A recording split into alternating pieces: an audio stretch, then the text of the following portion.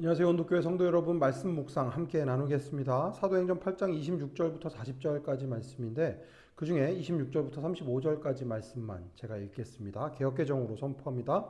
사도행전 8장 26절에서 35절까지 말씀입니다.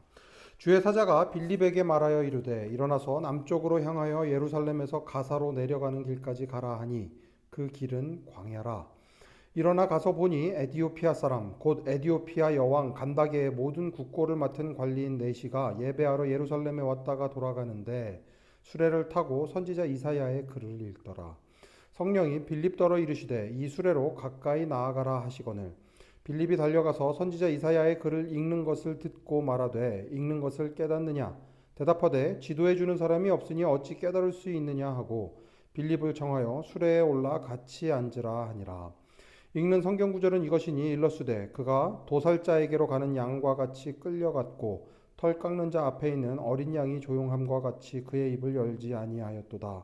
그가 굴욕을 당했을 때 공정한 재판도 받지 못하였으니 누가 그의 세대를 말하리요. 그의 생명이 땅에서 빼앗김이로다 하였거늘 그 내시가 빌립에게 말하되 청컨대 내가 묻노니 선지자가 이 말한 것이 누구를 가리킴이냐 자기를 가리킴이냐 타인을 가리킴이냐. 빌립이 입을 열어 이 글에서 시작하여 예수를 가르쳐 복음을 전하니. 아멘. 성령으로 충만한 사람들이 어떤 일을 하게 되는가? 예수 그리스도의 증인이 되는 일들을 하게 됩니다. 빌립도 마찬가지였습니다.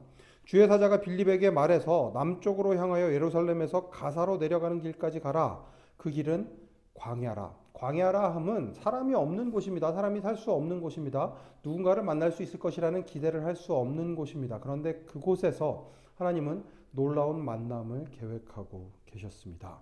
거기에 가서 보니 에티오피아 사람 여왕 간다게의 모든 국고를 맡은 관리인 넷이 어마어마하게 높은 사람이죠. 어마어마하게 높은 사람이 재미있는 것은 이 부분입니다. 예배하러 예루살렘에 왔다가 돌아가는데 예배하러 왔다라는 것을 보면 하나님을 믿는 하나님께 신실한 삶을 살아가고 있는 사람이면 분명했던 것 같습니다. 다만 예수님이 누구이신지에 대해서는 알지 못했습니다.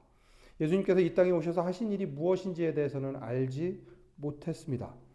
예루살렘으로 예배를 하러 왔다가 돌아갈 정도로 열성이 있는 사람이었는데 여전히 예수 그리스도가 누구인지에 대해서는 알지 못했습니다. 그런데 이 사람이 읽는 부분이 바로 선지자 이사야의 글이었습니다.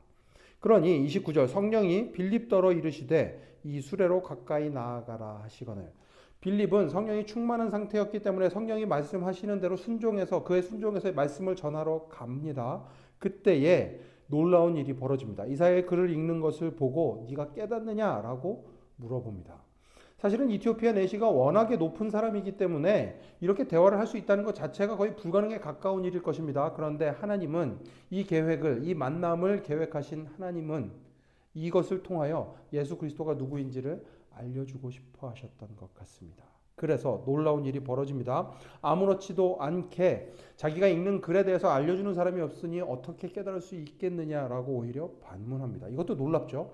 하나님에 대한 열심이 있었기 때문에 선지자 이사야의 글을 읽을 수 있었고 글을 읽다 보니 예수님에 관한 부분에 대해서 읽게 되었습니다. 그런데 이 사람 질문하는 걸 보면 보통 사람이 아닙니다. 에티오피아 넷이라는 사람이 정말 보통 사람이 아니었다는 것을 질문을 보면 알 수 있습니다. 청컨대 내가 묻노니 34절이죠. 선지자가 이 말한 것이 누구를 가리킴이냐? 자기를 가리킴이냐? 타인을 가리킴이냐? 이 이사야의 말씀이 누군가를 가리키고 있는데 그게 누구인지 알지 못하겠다. 가장 핵심적인 질문을 던지고 있습니다. 그러니까 빌립이 거기에서부터 시작해서 예수님이 누구이신지를 알려주고 있습니다. 아마 오늘 이 이야기를 들으시면서 내가 바로 저 에티오피아 넷이었는데 하고 생각하시는 분들이 있으실 수 있을 것 같습니다. 예수님을 믿고 싶었는데 내 삶에 무언가가 더 있을 것 같은데 알지 못했던 삶에서 예수님을 알게 됨으로 그 비어져 있던 조각이 채워지는 놀라운 경험을 하시게 된 분들 있으실 것입니다. 그 과정 가운데 여러분을 도와준 사람이 있었습니다. 또 이런 과정들을 거치지는 않았지만 태어날 때부터 이미 믿는 가정에서 자라서 자연스럽게 믿음을 가지게 된 분들도 있으실 것입니다. 여러분들도 역시 누군가로부터 그 복음을 전해 들었습니다. 여러분의 부모님이든 여러분의 할머니 또는 여러분의 친구들이든 누군가로부터 아주 자연스럽게 복음을 전할 수 있는 기회가 있었습니다.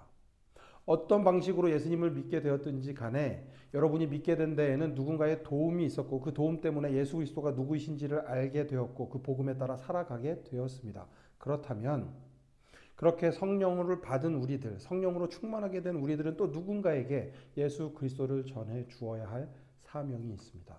성령님께서 마음에 주시는 그 한 사람을 위해서 투자할 수 있어야 됩니다. 투자하고 또 초대하십시오.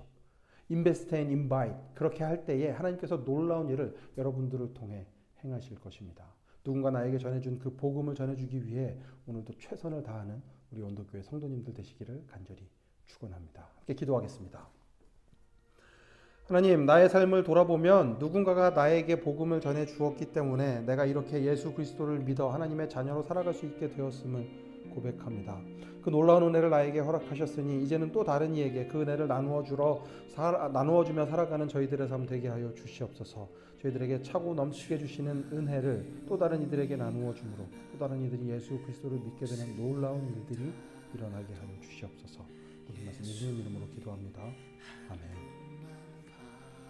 오늘도 다른 사람들에게 예수 그리스도를 전하기 위하여, 그래서 또 이 땅을 하나님의 온도로 맞추기 위하여 애쓰는 온도교회 성도 여러분, 오늘도 샬롬입니다.